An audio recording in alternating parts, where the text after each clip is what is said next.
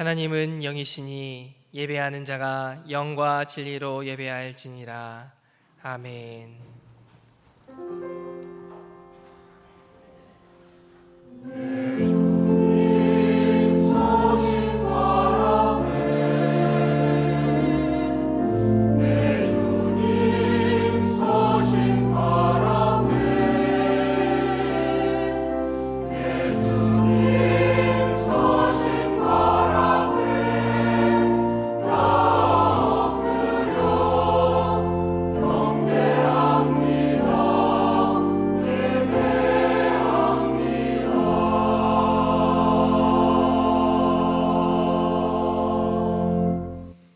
아버지 하나님, 감사합니다. 복되고 기쁜 이날 아버지의 따뜻한 품을 그리워하며 나아오게 하시니 감사합니다. 주님 품에 안겨 참된 안식을 얻으며 하나님을 사랑하는 우리 마음을 온전하게 올려드리는 귀한 예배되게 하여 주시옵소서. 예수님의 이름으로 기도합니다. 아멘. 모두 자리에서 일어나셔서 찬송가 1장으로 하나님께 찬양 드리겠습니다.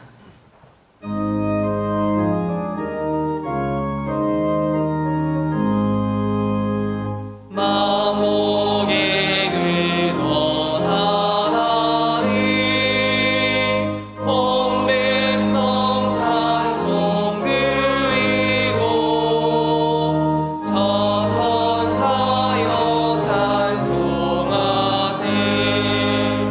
찬송 성부 성자 성령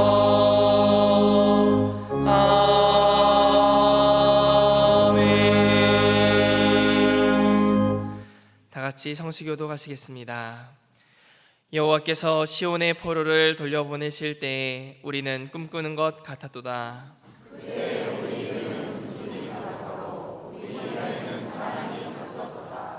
그때 문나라 가운데에서 말하기를 여호와께서 그들을 위하여 큰 일을 행하셨다 하였도다.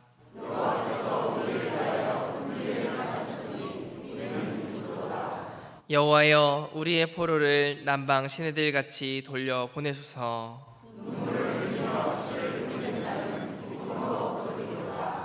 울며 씨를 뿌리러 나가는 자는 반드시 기쁨으로 그 곡식단을 가지고 돌아오리로다. 아멘. 사도신경으로 우리의 신앙을 고백하겠습니다. 나는 전능하신 아버지 하나님 천지의 창조주를 믿습니다. 나는 그의 유일하신 아들 우리 주 예수 그리스도를 믿습니다. 그는 성령으로 잉태되어 동정녀 마리아에게서 나시고 본디오 빌라도에게 고난을 받아 십자가에 못 박혀 죽으시고 장사된 지 사흘 만에 죽은 자 가운데서 다시 살아나셨으며 하늘에 오르시어 전능하신 아버지 하나님 우편에 앉아 계시다가 거기로부터 살아있는 자와 죽은 자를 심판하러 오십니다. 나는 성령을 믿으며 거룩한 공교회와 성도의 교제와 죄를 용서받는 것과 몸의 부활과 영생을 믿습니다. 아멘. 찬송가 216장 함께 찬양하겠습니다.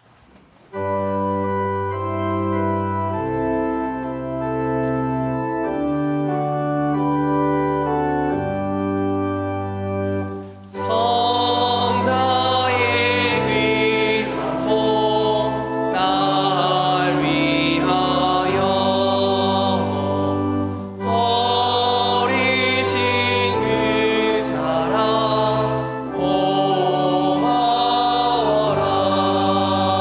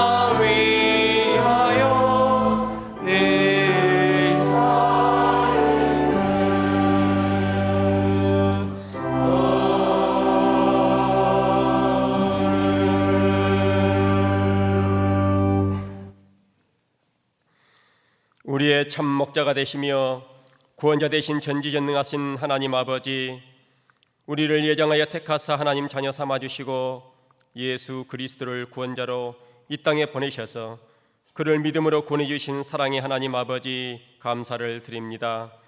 이 시간 복된 주일을 허락하사 온 성도들이 마음과 뜻과 정성을 다하여 거룩하신 하나님께 예배를 드리오니 우리 예배를 기쁘게 받아주시고 하나님 영광 받아 주옵소서. 구원받은 저희들이 하나님의 자녀로서 죄를 멀리하고 구별된 삶을 살아 하나님의 영광을 위해 살아가야 마땅한데 감정을 절제하지 못하고 분내며 악을 행하여 하나님 마음이 합당한 삶을 살아내지 못했음을 이 시간 고백합니다. 성도 간의 섬김과 사랑을 하기보다 남을 비판하고 교만하여 입술로 마음으로 성도의 마음을 아프게도 하였습니다. 하나님 말씀을 듣고도 깨닫지 못하고 썩어 없어질 이 세상 것에 마음을 두고 욕심과 탐욕을 부렸습니다. 죄인지 알면서도 같은 죄를 반복하며 지은 이 모든 죄를 고백하오니 용서하여 주시고 예수님의 십자가 보혈로 우리의 죄악을 깨끗하게 씻어 주옵소서. 100주년을 바라보며 올해로 98주년을 맞이했지만 주님을 향한 열심과 열정은 갈수록 식어가고 핑계하고 부정적이며 게으르고 나태한 모습뿐임을 고백합니다. 교회의 머리가 되셔서 예수님의 핏값으로 세워진 이 신한교회가 믿음의 공동체로 이곳에 교회를 세워주셨사오니 구원의 방주로 복음을 전하여 많은 사람들을 구원하는 데살로니가 교회처럼 믿는 자들의 번이 되고 칭찬받는 교회가 되게 하옵소서. 올해 복음의 사람 예배자로 살게 하소서란 주제로 10월을 맞이했지만 코로나로 4년여를 지내면서 우리 삶이 피폐하고 예배가 침체되어 온전한 회복이 이루어지지 못하고 있습니다. 우리의 소망 되시며 힘이 되신 여호와 하나님 아버지, 우리 온 성도들이 복음이 되신 예수 그리스도를 담대하게 전하는 복음의 사람으로 살아가는 한 사람 한 사람 되게 하시고 진정한 예배자로 살아가게 하옵소서. 예배가 회복되어 주님이 주인이 되시며 믿음과 기도가 쌓이는 교회가 되게 하옵소서. 예배가 회복되어 말씀이 충만하여 살아 움직이고 하나님께 최고의 찬양을 드리는 신한교회가 되게 하옵소서. 예배가 회복되어 성도 간의 사랑이 넘치는 교회가 되게 하시고 이웃을 사랑하는 교회가 되고 섬김과 헌신으로 열매 맺는 아름다운 신한교회가 되게 하옵소서. 올해 항종직선거를 통해 임직을 앞둔 임직자들에게 복을 주셔서 하나님이 세워주신 그리스도인의 일꾼임을 깨닫고 이전보다 더 겸손한 자로 주의 일에 더욱 헌신하고 충성하는 자들이 되게 하시고 사람과 하나님 앞에 칭찬받고 교회를 잘 섬기는 신실한 일꾼들이 다 되게 하옵소서. 온 세계는 전쟁과 기근, 자연재해로 인해 수많은 사람들이 목숨을 잃고 고통과 어려움을 겪고 있습니다. 긍휼과 자비의 하나님 아버지, 그들을 불쌍히 여기시고 긍휼을 베풀어 주옵소서. 어려움에 처한 백성들의 아픔을 기억하시고 위로하여 주시고 치유케 하옵소서. 우리나라를 사랑하시는 하나님 아버지, 아직도 우리나라는 정치, 경제, 사회적으로 혼란과 안정을 찾지 못하고 여야간 정쟁으로 인해 국민들의 삶이 갈수록 고통과 어려움에 처해 있사오니 이 민족을 불쌍히 여기시고 대통령과 위정자들이 공의와 정의로 다스리게 하시고 하나님을 두려워하는 마음으로 바른 정치로 이 나라를 바르게 세워가게 하옵소서.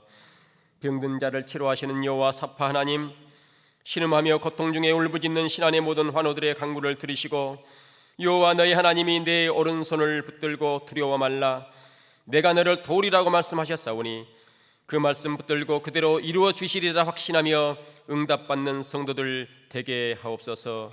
말씀을 전하시는 담임 목사님에게 성령의 충만함과 강건함을 주사 하나님의 신령한 말씀을 대언하실 때 위로의 말씀과 소망의 말씀이 되게 하옵소서.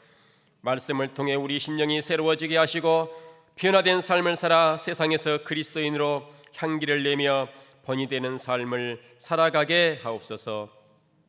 내게 능력 주시는 자 안에서 내가 모든 것을 할 수 있느니라 하시고 너희는 마음에 근심하지 말라, 하나님을 믿으니 또 나를 믿으라고 말씀하신 예수 그리스도 이름으로 기도합니다. 아멘.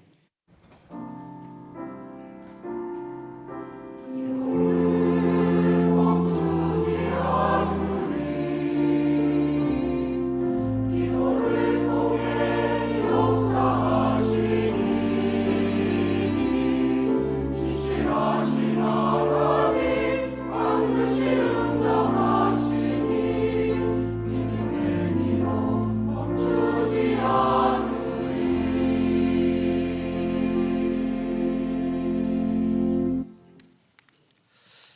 오늘 우리에게 주시는 하나님의 말씀은 열왕기상 15장 9절에서 15절까지의 말씀입니다.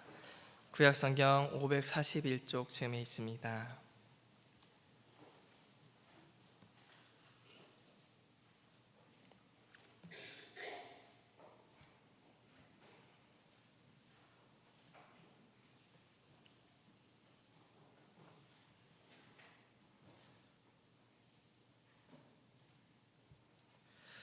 이스라엘의 여로보암 왕 제20년에 아사가 유다 왕이 되어 예루살렘에서 41년 동안 다스리니라. 그의 어머니의 이름은 마아가라 아비살롬의 딸이더라. 아사가 그의 조상 다윗같이 여호와 보시기에 정직하게 행하여 남색하는 자를 그 땅에서 쫓아내고 그의 조상들이 지은 모든 우상을 없애고 또 그의 어머니 마아가가 혐오스러운 아세라상을 만들었으므로 태우의 위를 폐하고 그 우상을 찍어 기드론 시내가에서 불살랐으나 다만 산당은 없애지 아니하니라. 그러나 아사의 마음이 일평생 여호와 앞에 온전하였으며 그가 그의 아버지가 성별한 것과 자기가 성별한 것을 여호와의 성전에 받들어 드렸으니 곧 은과 금과 그릇들이더라. 아멘. 하나님께서 이 말씀을 통하여 우리에게 은혜 주시기 원합니다.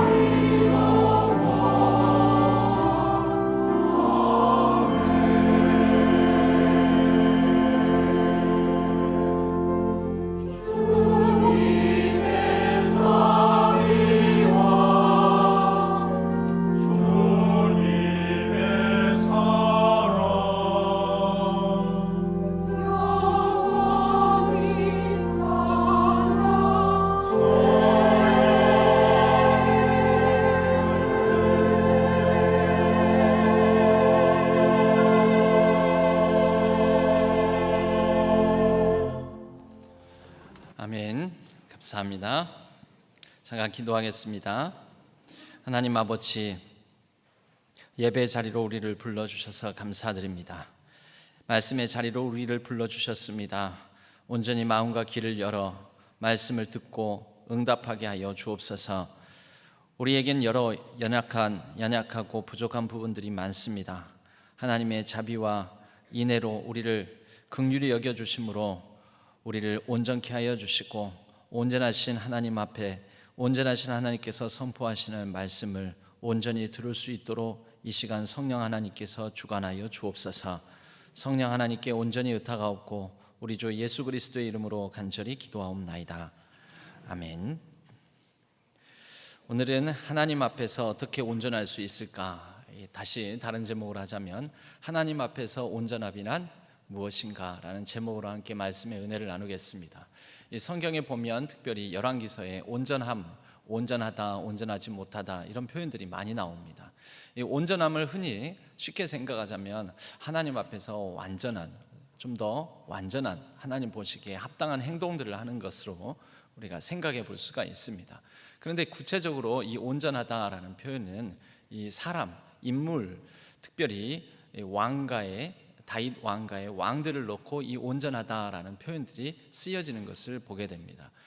먼저는 다윗의 온전함을 얘기를 합니다. 다윗이 하나님 앞에서 하나님 보시기에 온전하게 행하였다, 온전하였다, 이렇게 다윗을 향하여서 먼저 온전하다는 표현을 하고, 이 다윗의 온전함에 비교해서 그 아들 솔로몬은 다윗과 같이 온전하지 못하여 이제 이런 식으로 표현을 합니다.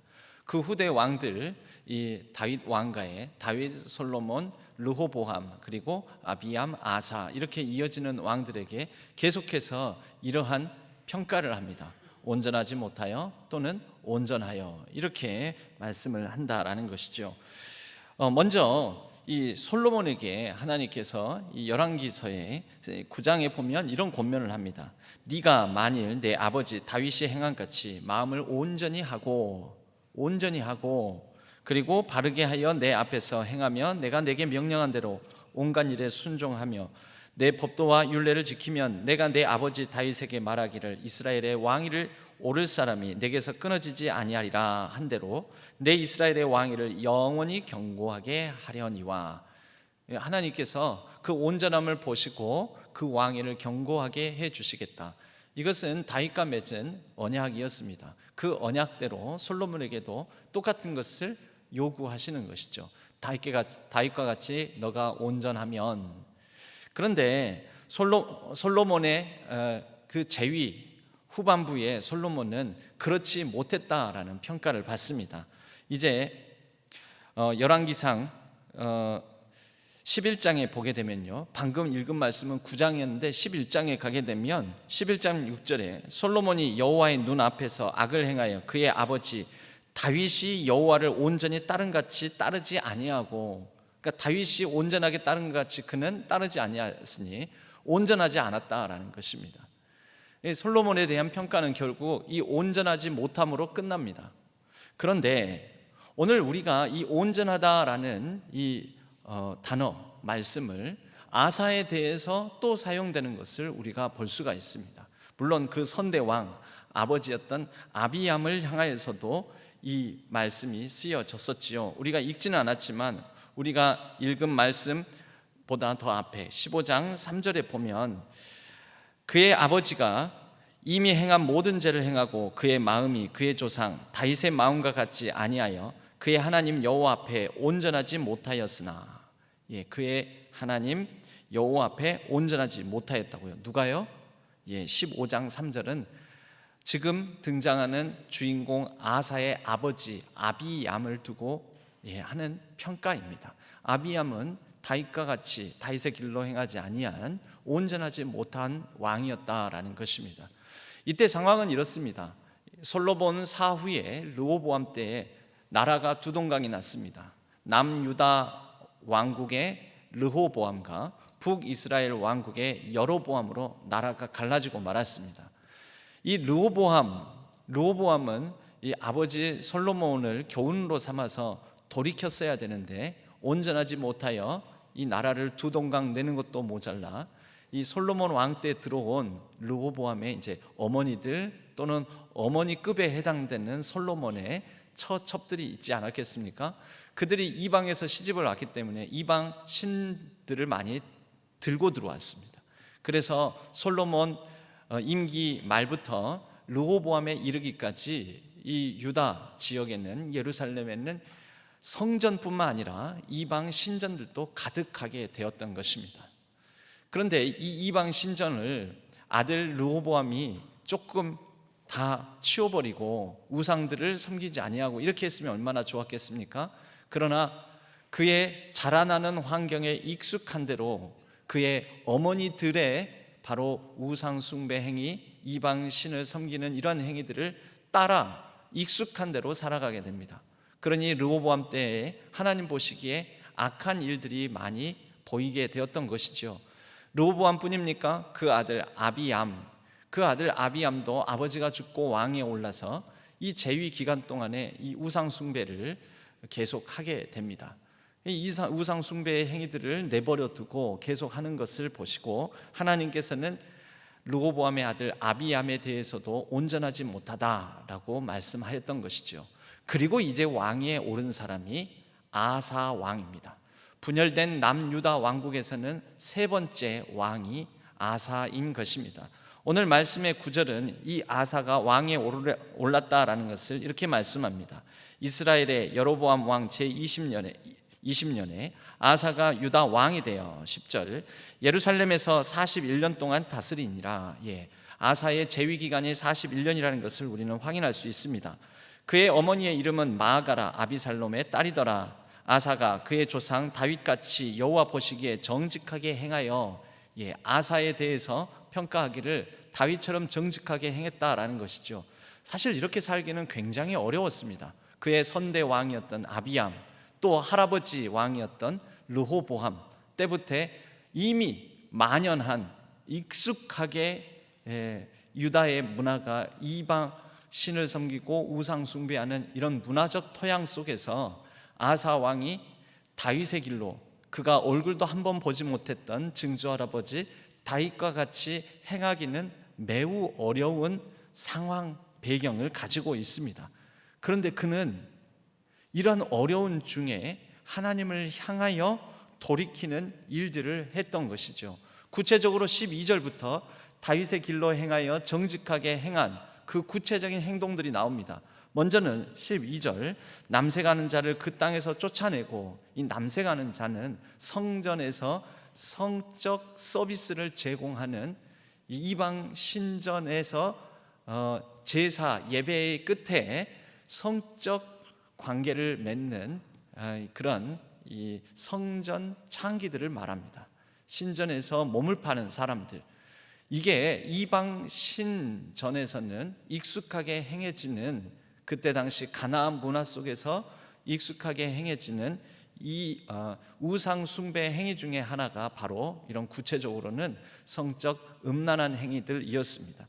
이들을 쫓아냈습니다. 쫓아내고 그의 조상들이 지은 모든 우상을 없애고, 쫓아내고 없애고. 13절, 더 어려운 일이죠. 그의 어머니 마아가가 혐오스러운 아세라상을 만들었으므로 태후의 위를 폐하고. 여러분, 이 태후라고 나오는 거 보면 단순히 이 왕비로 있다가 왕후 정도가 아니라 그 윗대 아닙니까? 그러니까 태후니까 성경에는 어머니 마아가라고 되어 있지만 사실 이 성경에는 히브리어에는 할머니라는 표현이 없기 때문에 할머니도 어머니의 어머니니까요. 어머니의 급의 어머니니까 할머니도 어머니라고 표현합니다. 그것은 아버지 아비암의 어머니가 이 동일한 마아가라고 나오는 것 보면 확인할 수가 있습니다. 게다가 태후라고 하지 않습니까? 이때 당시에 이 태후는 아버지 선대왕 아비암 때부터 마쿠에서 굉장한 실권을 행사하던 권력자였습니다. 예전에 조선시대 우리나라에서도 마쿠에서 왕 세워놓고 왕 뒤에서 굉장히 이 섭정을 하고 실제적인 그런 권력을 행사하는 그런 대왕 대비 마마들이 있었습니다. 보통 할머니급에 해당되지요. 그래서 문정왕후 같은 경우에는 바로 인종 명종 때에 그 왕을 거의 허수아비로 만들 정도로 막강한 배우 실력자로서 자신의 권세를 행사했던 그런 적이 있습니다. 마아가가 그런 존재였다라는 거죠. 그런데 이제 이 왕이 된 아사가 그 마아가를 통하여서 이루어지는 아세라 우상숭배, 아세라 신전을 짓고 그곳에서 일어나는 많은 하나님 보시기에 악하고 타락한 모습들을 다 일소하고 청결하게 만드는데 바로 태우의 자리에 앉아있는 이 할머니가 문제가 되겠다 싶으니 이 할머니의 태우의 위를, 제위를 폐위시켜 버린 것이지요. 이것이 쉬웠을까요?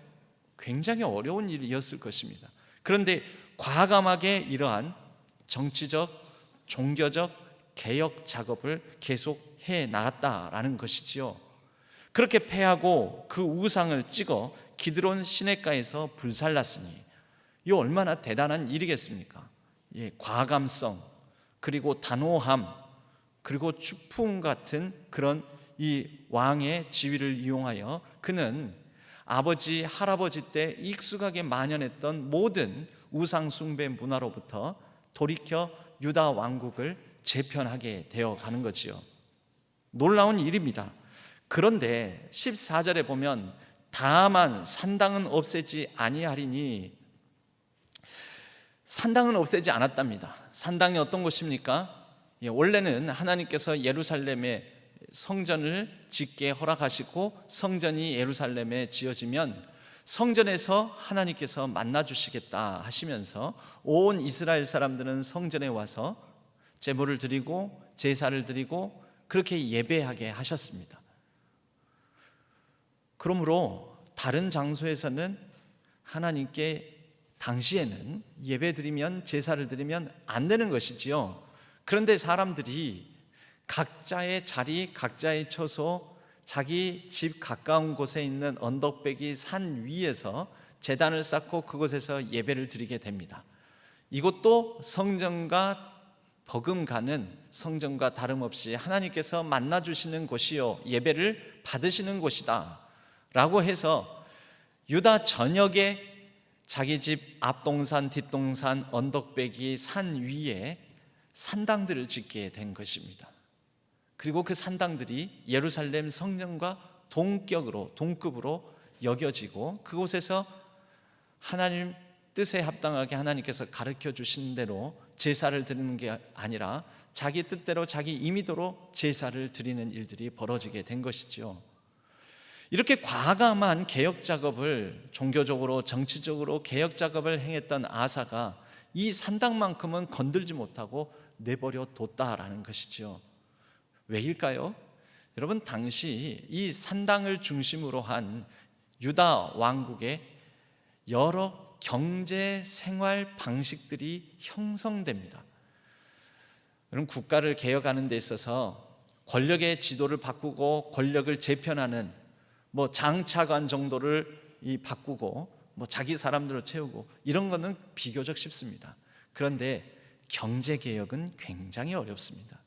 정치 개혁, 권력 개혁, 권력 구조의 개편 또는 어떤 심지어 종교 개혁까지도 쉬운데 이 산당을 중심으로 한 남유다의 경제 생활 이 방식들은 아사로서도, 아사 왕 입장에서도 바꿔내기가 쉽지 않았던 것이지요. 이 산당은 산당 그 자체가 어떤 종교적 의미만 있는 것이 아니라 산당을 중심으로 그 앞에서 제물을 드리면 제물을 사고 파는 사람들도 있을 것이고요. 그 산 밑에서, 그리고 이에 따라서 여러 가지 경제적으로 연결된 사람들, 경제적 공동체들이 형성돼 있었을 것이고, 산당에서 드리는 제물, 남은 제물들을 통하여 또 여기에 경제적 의존하는 그룹들이 형성돼 있을 것이고요. 남유다 전역에 이렇게 여러 면에서 경제적 이해관계로 얽혀 있는 사람들이 있었던 것입니다.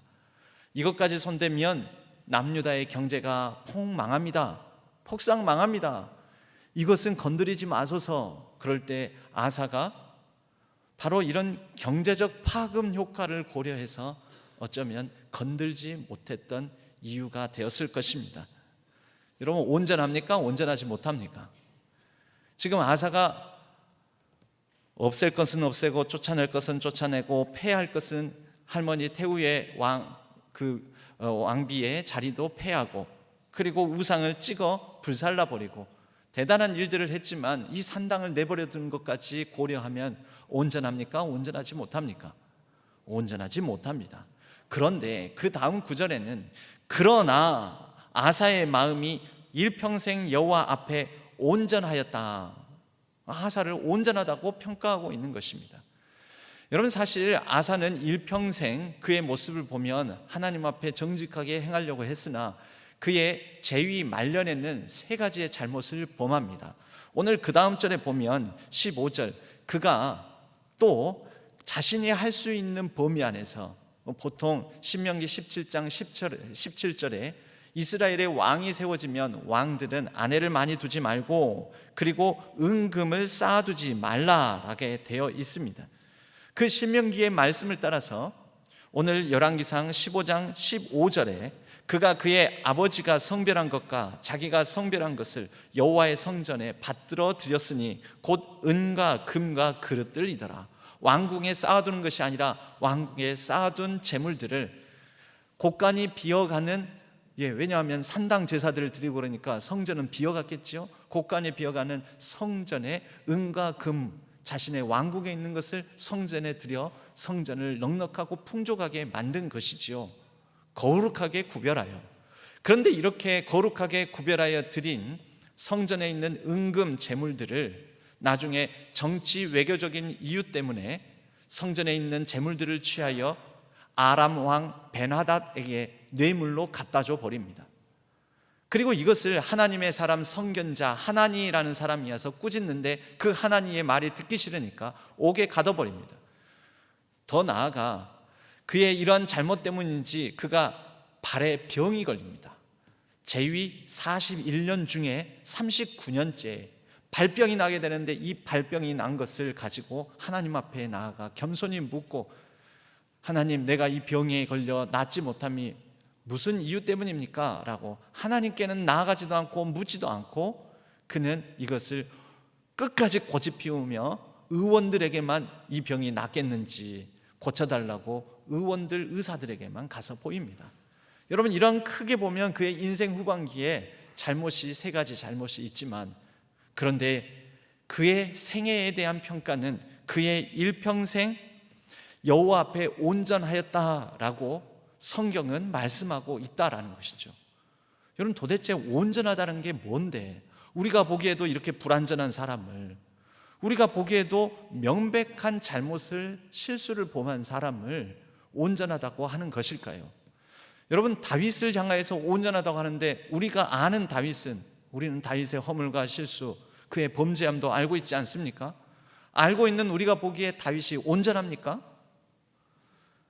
자신의 충직한 부하 장군이었던 우리야, 그의 아내를 그가 아주 교묘하고 치졸하게 속여서 취하고 이 범죄함을 감추기 위하여 우리야 장군을 사지에 내몰아 죽여버립니다. 온전합니까? 그런데 그를 온전하다고 성경은 평가합니다. 여러분, 무엇이 온전함일까요? 성경의 이 온전함을 이해하기 위해서는 신약 성경 누가복음 15장의 탕자의 비유로 갈 필요가 있습니다. 여러분, 두 아들이 나옵니다. 이 아버지 집에 두 아들이 있는데 한 아들은 아버지 곁에서 충성을 당하였고 아버지 곁에서 자리를 지켰고 아버지를 위하여 그 집에서 헌신하였습니다. 큰 아들이지요. 아버지 집 밖으로 나간 적이 없습니다. 그런데 둘째 아들, 탕자라고 우리가 흔히 불리는 그 잃어버린 아들은 어떻게 됩니까? 아버지 재산 단락해서 재산 가지고 집 나가가지고 다 탕진하고 거지 행색을 하고 거지 몰골로 돌아옵니다. 그런데 놀라운 것은 아버지입니다. 이 아버지는 하나님을 상징하죠. 비유적으로 이 아버지는 늘 이 아들을, 집 떠난 아들, 방탕한 아들을 늘 동구 밖에서 기다리고 있다가 저 멀리서부터 그 아들이 돌아오는 것을 보고 버선발로 나가서 그 아들을 껴안고 품에 안고 내가 잃어버렸던 아들을 찾았다 하면서 잔치를 벌여주시죠. 내가 잃어버렸던 아들을 다시 찾았노라. 이 아들은 나는 아버지의 아들이라 여김 받을 수가 없습니다. 내 감당할 수 없으니 나를 차라리 아버지 집에 품꾼으로 여겨주소서 하는데, 아버지는 뭐라고 하냐면 이 아들 보고 너는 내 아들이다, 내가 잃었다 다시 찾았는데 이 어찌 기쁘지 아니하냐 하면서 좋아하시더라는 것이죠. 여러분, 이게 뭔지 아십니까? 아버지는 이 잃어버린 아들, 집 떠난 아들, 나갔다 돌아온 아들, 그 아들 스스로도 나는 온전하지 않습니다 하는데, 아버지는 뭐라고 하냐면 너는 내 앞에서 온전한 아들이다 라고 말씀하신다는 거죠. 그런데 이 모습을 보고 부정적으로 표현할 때는 어떻게 표현하냐면, 이 꼴을 보고 아버지 곁에 늘 붙어있던 큰 아들이, 아버지, 나는 늘 아버지 집에 있었고 아버지께 충성을 다했고 헌신했고 이 곁에서 자리를 지켰는데 나한테는 염소 새끼 하나 잡아서 잔치를 벌인 적이 없는데 다 당진하고 돌아온 이 둘째 아들, 당신의 아들, 이 아들을 보고 그렇게 기뻐하고 좋아하고 온전하다라고 해 주십니까? 언제 나 인정해 주시고 나 칭찬한 적이 있습니까? 하면서 큰 아들이 성을 내면서 반발합니다. 여러분, 아버지 보기에는 큰 아들이 더 온전할까요? 작은 아들이 더 온전할까요? 지금 그 상황에서 보면 작은 아들은 방탕했으나 아버지께로 돌아오는 중이고, 큰 아들은 행실로나 또 집 안에 머무는 것으로 보나 완전하였지만 지금 아버지로부터 돌아가는 중입니다. 아버지로부터 멀어지고 있는 중입니다. 여러분, 성경이 말하는 온전함은 바로 이것입니다. 하나님께로 열려 있는가? 하나님 아버지께로 돌아오는 중인가? 가까이 있는 것 같으나 하나님께로부터 멀어지고 있는가? 하나님 반대 방향을 향하고 있는가? 여러분, 그래서 온전함은 그 사람이 얼마나 가까이 있느냐, 지금 서 있는 자리에서의 얼마나 큰 헌신을 했느냐, 크기나 세기를 말하는 게 아니고 방향성까지 고려해야 됩니다. 방향을 말합니다. 방향. 왜 우리가 흔히 말하기에 속도보다 방향이 더 중요하다 뭐 이런 얘기하지 않습니까? 여기서 말하는 속도는 무엇입니까? 빠르기. 여러분, 시속 30km로 달리고 있는 자동차와 시속 100km로 달리고 있는 자동차, 어느 게 더 빠릅니까? 잘 모르시겠어요? 30km와 100km 어느 게 더 빠릅니까? 100km가 빠르지요. 그러면 어느 게 더 빨리 나한테 도착할 수 있을까요? 100km요? 근데 100km가 나랑 멀어지는 방향으로 100km로 달리고 있습니다. 30km는 느릿느릿하지만 지금 나에게 달려오는 방향으로 달려오고 있습니다. 어느 게 더 빨리 나한테 이 자동차가 도착할까요? 30km지요. 그거 보십시오. 여러분, 빠른 게 중요합니까? 크기가 중요합니까? 세기가 중요합니까? 방향이 중요한 것이죠. 느리더라도 천천히 돌아오고 있는가? 빠르고 세지만 멀어지고 있는가? 여러분, 예를 들어서 10의 헌신을 하는 사람이 있습니다. 그냥 더 쉽게 10만 원 헌금하는 사람이 있습니다. 100만 원 헌금하는 사람이 있습니다. 누가 더 헌금 많이 한 것입니까? 누가 더 교회를 향해서 헌신하는 것입니까? 100만 원이요? 근데 이 100만 원 가진 사람은 버는 게 1억 법니다. 10만 원 헌금하는 사람은 버는 게 50만 원 법니다. 그럼 누가 더 많이 헌신한 거예요? 누가 더 교회 사랑하는 거예요? 누가 더 교회를 위하여서 자기 것을 내어놓는 것이죠? 여러분, 크기나 세기가 아니라 방향이 중요하다라는 것이지요. 당자의 비유에 나오는 큰아들과 작은아들 중에 누가 지금 아버지의 마음에 들어오고 있습니까? 누가 아버지의 마음에 들어오기 위해서 애를 쓰고 있습니까? 그 사람의 마음의 방향이 어디를 향하고 있습니까? 성경이 말하는 온전함은 바로 이 방향을 말합니다. 다윗은 온전하다고 합니다. 그는 꾸짖음을 받았을 때 하나님을 향하여 돌이킵니다. 주여, 내가 잘못했습니다. 하나님, 내가 부족했습니다. 내가 범죄했습니다. 용서해 주옵소서. 눈물로 하나님 앞에 돌아옵니다. 그의 마음이 하나님을 향하여 열려 있습니다. 여러분, 똑바로 놓은 그릇과 엎어진 그릇, 그 안에 하나님의 은혜가 담길 수 있는 그릇은 어느 그릇에 담길까요? 엎어진 그릇은 아무리 부어져도 새버립니다. 그러나 똑바로 놓인 그릇에는 천천히 채워지다 하더라도 시간이 갈수록 점점 더 가득가득 충만하게 채워집니다. 여러분은 어떤 그릇입니까? 엎어진 그릇입니까? 바로 놓인 그릇입니까? 작은 아들처럼 돌아오고 있는 중입니까? 큰 아들처럼 멀어지고 있는 중입니까? 지금 여러분들은 내가 가진 크기나 세기, 나의 속도라는 그 숫자로 말미암아 혹시 자기 자신을 또는 다른 사람을 속고 있는 것은 아닌지요? 여러분, 제가 일전에 이런 그림을 보여준 적이 있는데 다시 한번 보면 생각날 수도 있고, 그러나 다시 보면은 이 말씀에 집중해서 보겠습니다.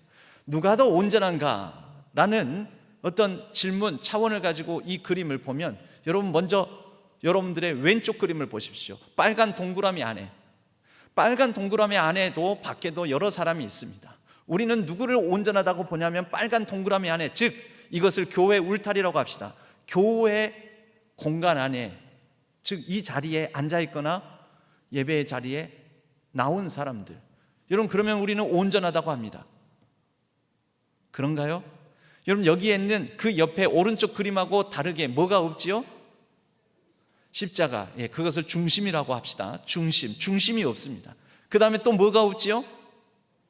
각 사람의 방향들이 없지요. 그 방향이 그 사람의 마음의 방향, 마음의 향방이라고 합시다.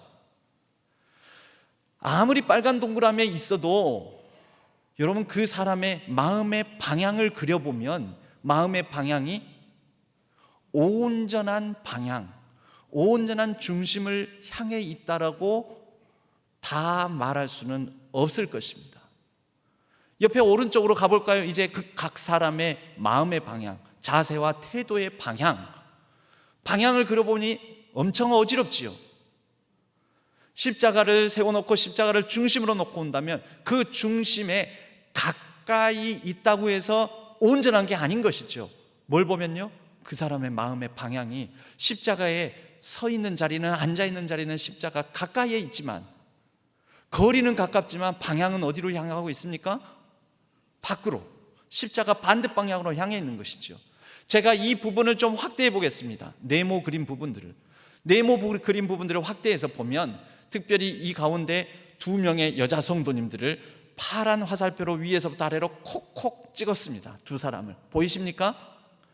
위쪽에 있는 여자 성도님, 십자가 중심에 더 가까이 있습니다. 그런데 그의 마음의 화살표, 빨간 화살표는 어디를 향하고 있죠? 십자가 반대 방향. 아래쪽에 있는 여자 성도님이 한 분이 있습니다. 콕 집어놨습니다. 십자가로부터 위에 있는 여자 성도님에 비해서는 좀 멀리 있습니다. 그런데 그의 마음의 방향은, 빨간 화살표는 어디를 향해 있습니까? 십자가를 향해 있습니다. 여러분, 누가 더 온전할까요? 여러분 보시기에는 이제 이 마음의 방향까지 고려하면 누가 더 온전한 겁니까? 십자가에 우선 가까이 있는 사람이 온전합니까? 집 안에 있는 큰 아들이 더 온전합니까?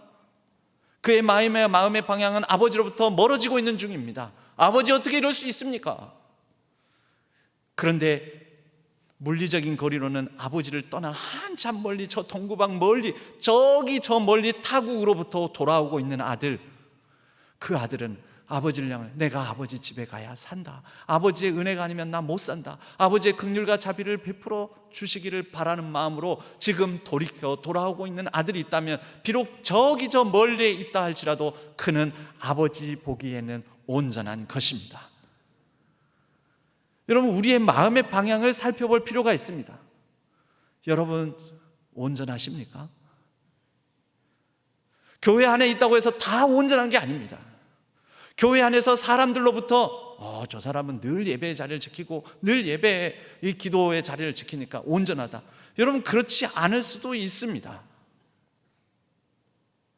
우리 자신을 살펴보는 가운데 내 마음의 방향이 지금 어디를 향하고 있는지를 점검하면서 내가 얼마나 헌신했고 내가 얼마나 지금 이때까지 몇 년 동안 신앙생활을 했는지 그 크기보다 지금 현재의 내 마음의 방향이 어디를 향하고 있는지를 확인하는 것이 필요하다라는 것입니다.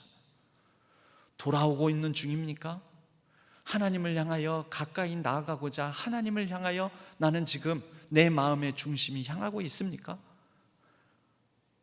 아니면 돌아서서 마음이 지금 멀어지고 있는 중입니까?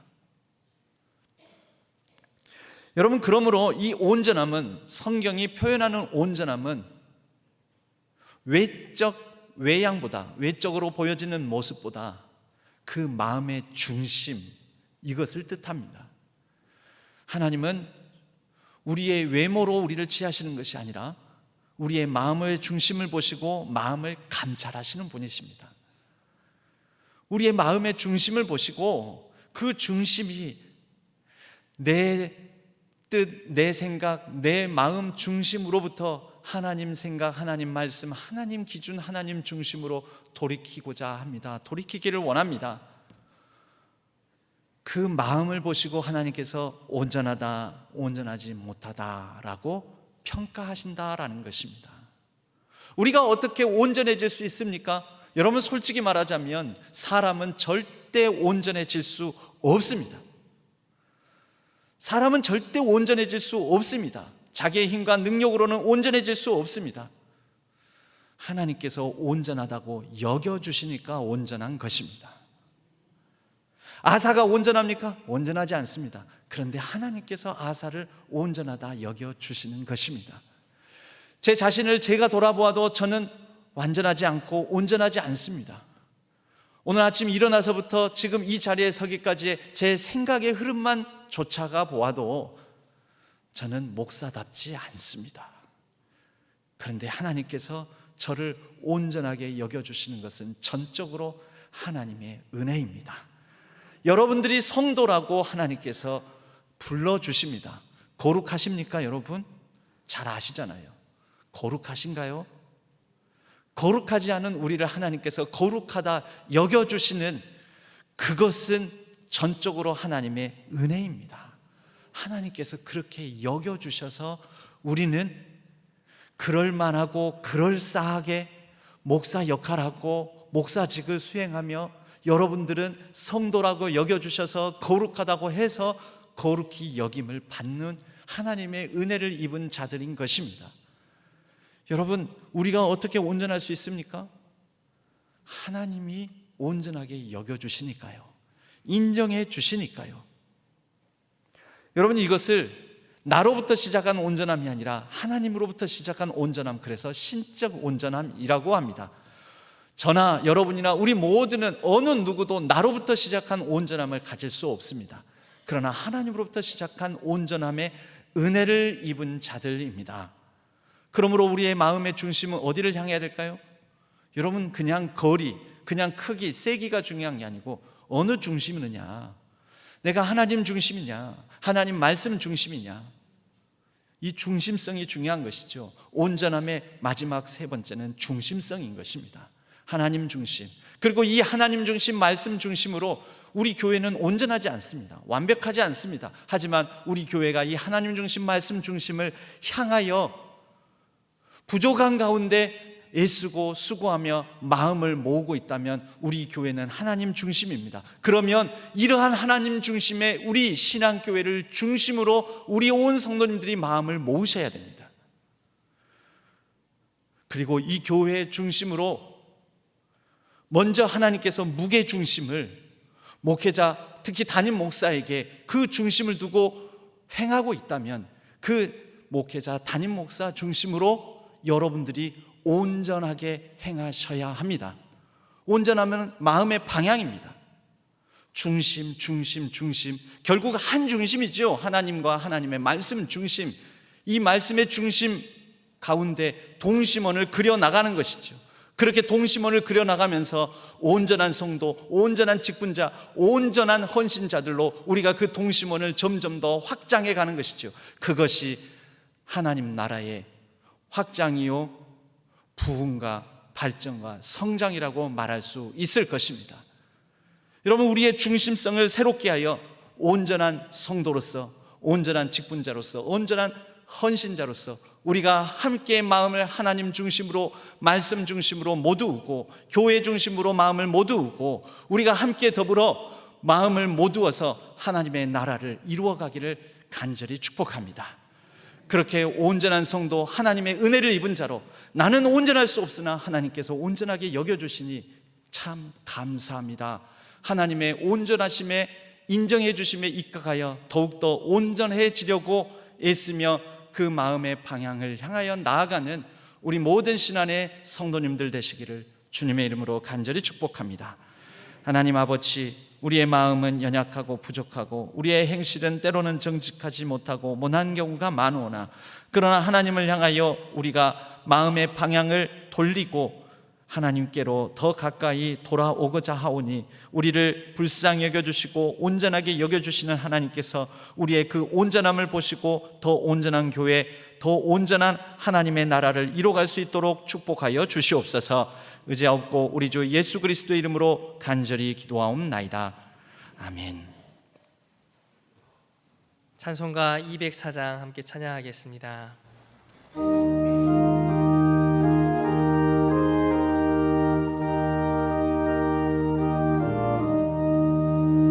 주의 말씀 듣고서 준행하는 자는 반석 위에 터닫고 집을 지음 같아.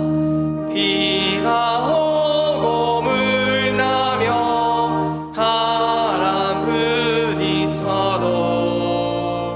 반석 위에 세운 집 무너지지 않네. 잘 짓고 잘 짓세, 우리 집 잘 짓세. 만세 반석 위에다 우리 집 잘 짓세. 주의 말씀 듣고도 행치 않는 자는 모래 위에 터닫고 집을 지음 같아. 비가 오고 물 나며 바람 부딪힐 때 모래 위에 세운 집 크게 무너지네.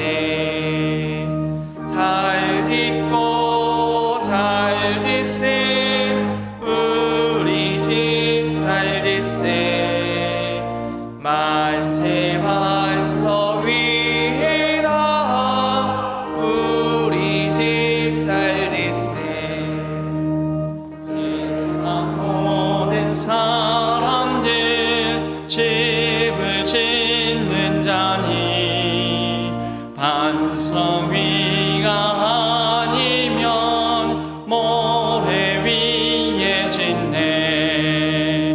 우리 구주 오셔서 지은 상을 줄 때 세운 공로 따라서 영영상 벌 주리. 잘 짓고 잘 짓세, 우리 집 잘 짓세. 만세 반석 위에다 우리 집 잘 짓세. 하나님 아버지, 마음과 정성을 담아 하나님 앞에 주일 헌금으로 11조로 선교와 비전 헌금으로 결혼 감사와 건강 감사와 장래 감사와 범사의 감사함으로 여러 감사의 제목을 담아 이 예물을 드립니다. 하나님, 갖가지 감사의 제목들 위해 더 풍성한 감사가 넘쳐나게 하여 주시고 간절하게 하나님 앞에 기도 제목을 담아 드리는 그 마음을 받으셔서 하나님께서 간절함에 응답하여 주심으로 하나님의 뜻이 이루어지게 하여 주옵소서. 온 세계 열방이 전쟁으로 또 불의함으로 부정으로 또 생명에 억압당함으로 신음하고 있습니다. 이 세상 곳곳에 생명과 정의와 평화가 회복될 수 있도록 도와주시옵소서. 선교지를 하나님께서 붙드셔서 선교지마다 아름다운 열매 거두게 하여 주옵소서. 우리의 일상 곳곳에서 하나님께서 동행하여 주심으로 온전한 심령으로 선한 능력 주심으로 그 은혜로 말미암아 견디고 잘 버티며 승리하게 하여 주옵소서. 날마다 우리의 삶을 승리로 이끄시는 우리 주 예수 그리스도의 이름으로 간절히 축복하고 기도하옵나이다. 아멘. 교회 소식은 주보를 참조해 주시기 바랍니다. 교회 소식은 주보를 참조해 주시되, 특별히 이제 연말을 맞이하며 내년을 준비하는 과정 속에 우리 항존직 피택자들 특별히 기도의 자리를 지키면서 함께 기도 가운데 내년을 바라보며 함께 교회 중심으로 내년을 맞이하고 준비했으면 합니다. 특히 피택되신 우리 장로로 피택되신 분들께서 이 기간 중에 임직식까지 새벽 예배의 대표 기도를 맡아 주시겠습니다.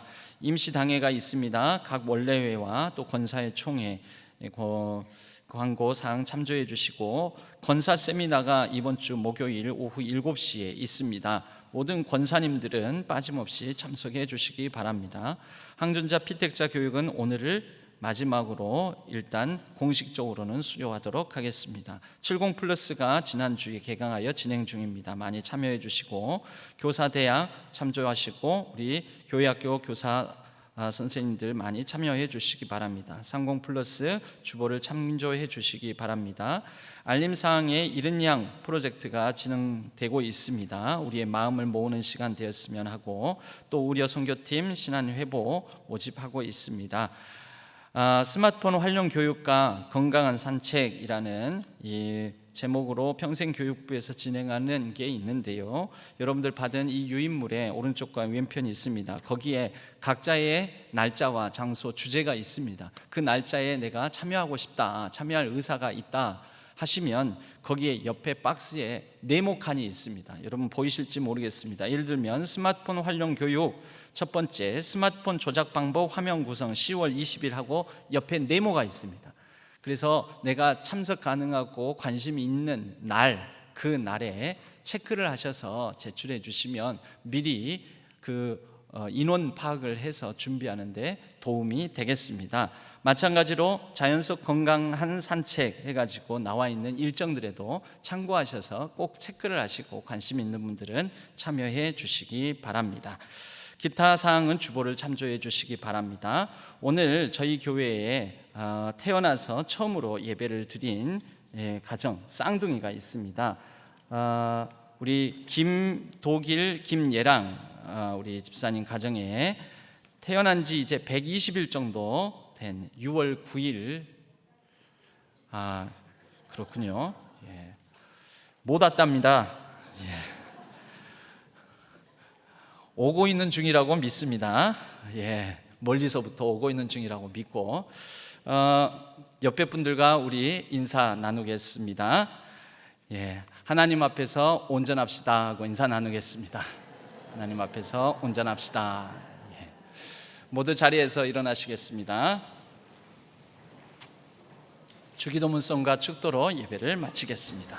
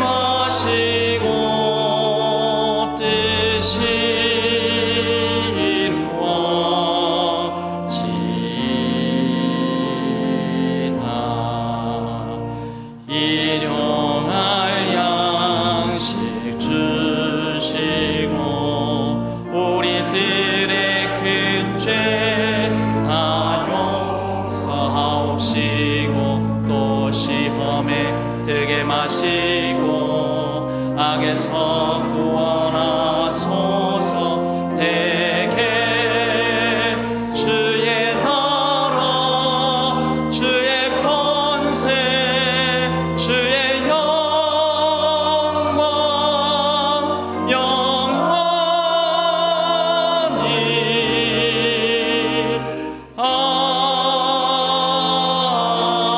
아멘.